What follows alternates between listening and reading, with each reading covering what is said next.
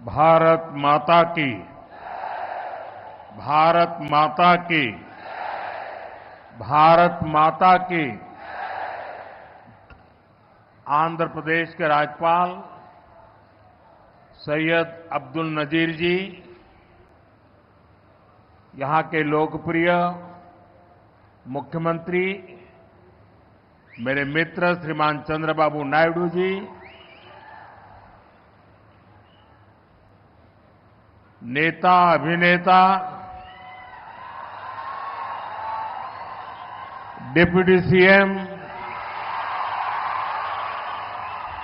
पवन कल्याण जी, केंद्र सरकार में मेरे सहयोगी मंत्रीगण, राज्य सरकार के मंत्रीगण, सभी सांसद और अन्य विधायकगण, अन्य गणमान्य नागरिकगण, भाई और बहनों, आंध्र प्रजला प्रेमा मरियु అభిమానానికి నా కృతజ్ఞతలు, నా అభిమానాన్ని చూపినచే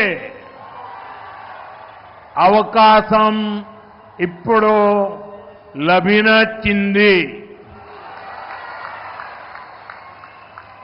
मैं सबसे पहले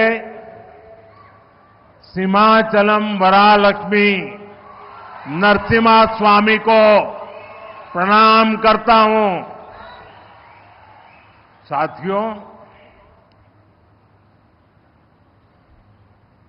आप सबके आशीर्वाद से 60 साल के अंतराल के बाद देश में तीसरी बार एक सरकार चुनी गई और सरकार बनने के बाद एक प्रकार से विधिवत रूप से मेरा ये पहला कार्यक्रम है और जो शानदार स्वागत सम्मान आपने किया, रास्ते भर जिस प्रकार से लोग आशीर्वाद दे रहे थे और आज चंद्रबाबू ने अपने भाषण में सारे सिक्सर लगा दिए हैं। उनके एक एक शब्द के स्पिरिट को, उनकी भावना को मैं आदर करता हूं और मैं आंध्रवासियों से, देशवासियों से विश्वास दिलाता हूं कि जो भावना आज चंद्रबाबू प्रकट कर रहे थे, हम सब मिलकर के उन लक्ष्यों को अवश्य पार करेंगे। साथियों, हमारा आंध्र प्रदेश संभावनाओं का और अवसरों का, पॉसिबिलिटीज और अपॉर्चुनिटीज का राज्य है। जब आंध्र की ये पॉसिबिलिटीज साकार होगी तो आंध्र भी विकसित बनेगा और तभी भारत भी विकसित राष्ट्र बनेगा। इसलिए आंध्र का विकास ये हमारा विजन है। आंध्र के लोगों की सेवा ये हमारा संकल्प है। आंध्र प्रदेश ने 2047 तक राज्य को करीब करीब $2.5 ट्रिलियन की इकोनॉमी बनाने का लक्ष्य रखा है।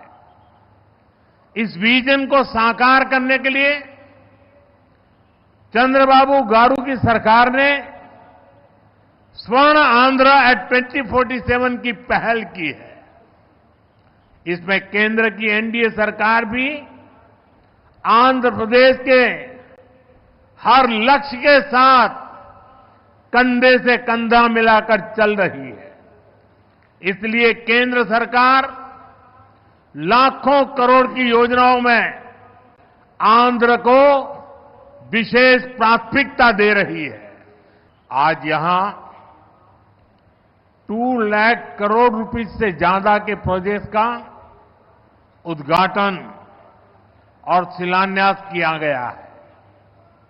ये प्रोजेक्ट्स आंध्र प्रदेश को विकास को नई ऊंचाई देंगे। मैं इन डेवलपमेंट प्रोजेक्ट के लिए आंध्र प्रदेश समेत पूरे देश को बधाई देता हूं।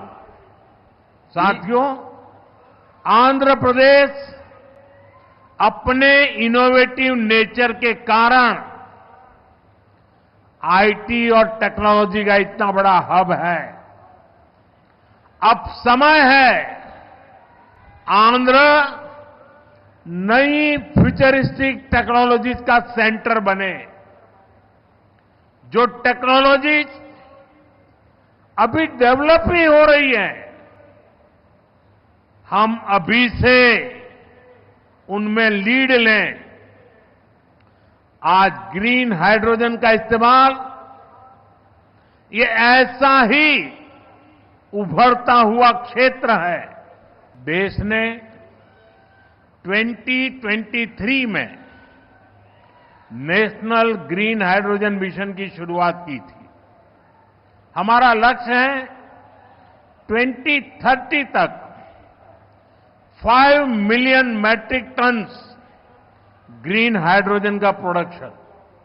इसके लिए शुरुआती चरण में 2 ग्रीन हाइड्रोजन हब स्थापित होंगे, जिनमें से एक हमारा विशाखापट्टनम है। भविष्य में विशाखापट्टनम दुनिया के उन गिने चुने शहरों में होगा जहां इतने बड़े स्केल पर ग्रीन हाइड्रोजन प्रोडक्शन की फैसिलिटी होगी। इस ग्रीन हाइड्रोजन हब से अनेक जॉब अपॉर्चुनिटीज तैयार होगी। साथ ही आंध्र प्रदेश में मैन्युफैक्चरिंग इकोसिस्टम भी डेवलप होगा। साथियों, आज मुझे नक्कापल्ली में बल्क ड्रग पार्क प्रोजेक्ट का शिलान्यास करने का अवसर भी मिला है। आंध्र प्रदेश देश के उन 3 राज्यों में से एक है जहां इस तरह के पार्क की स्थापना की जा रही है। इस पार्क में मैन्युफैक्चरिंग और रिसर्च के लिए बेहतरीन इंफ्रास्ट्रक्चर तैयार किया जाएगा। इससे इन्वेस्टर्स का उत्साह बढ़ेगा और यहां की फार्मा कंपनियों को फायदा होगा। साथियों, हमारी सरकार अर्बनाइजेशन को एक अपॉर्चुनिटी के रूप में देखती है और हम आंध्र को न्यू एज अर्बनाइजेशन का एक उदाहरण बनाना चाहते हैं। इसी विजन को साकार करने के लिए आज कृष्णापट्टनम इंडस्ट्रियल एरिया यानी क्रीज सिटी का फाउंडेशन स्टोन रखा गया है।